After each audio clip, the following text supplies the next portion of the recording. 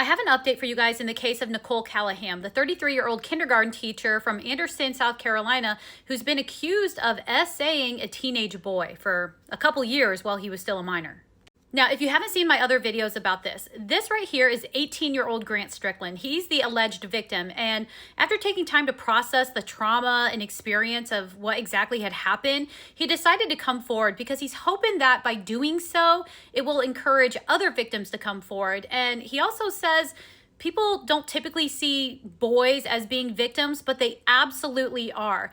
He has apparently had anxiety and depression and weight loss, and at one point even considered taking his life because of what had happened. They met back in 2021 when Grant was just 14 years old. She was the musical director at the Project Challenge Playhouse Theater, and he had auditioned for a role in Legally Blonde. This is obviously Nicole in the middle, and Grant is on the right. Over the course of the show, she ended up getting really close with Grant's parents, and at one point even considered his mother her best friend.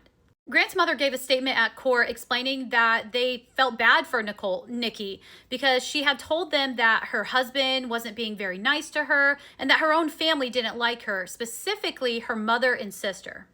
But interesting enough, she has several photos of herself with her family posted on Facebook, and she's been tagged in a lot too. Now, her husband did file for divorce in June of 2023, and it was finalized in December of 2024. But all that stuff about her own family not liking her, it's believed that she just made that up to try to manipulate them and get sympathy.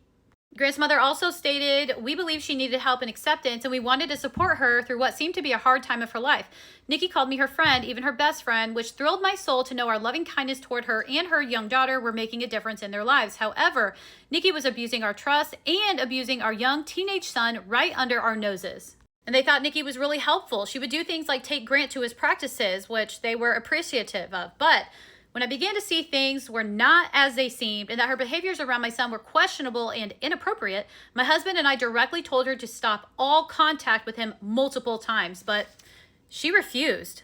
She would contact him on Snapchat apparently, and even bought an Xbox so she could talk to him over that while playing games with him. One time she snuck him out of the governor's school he was attending.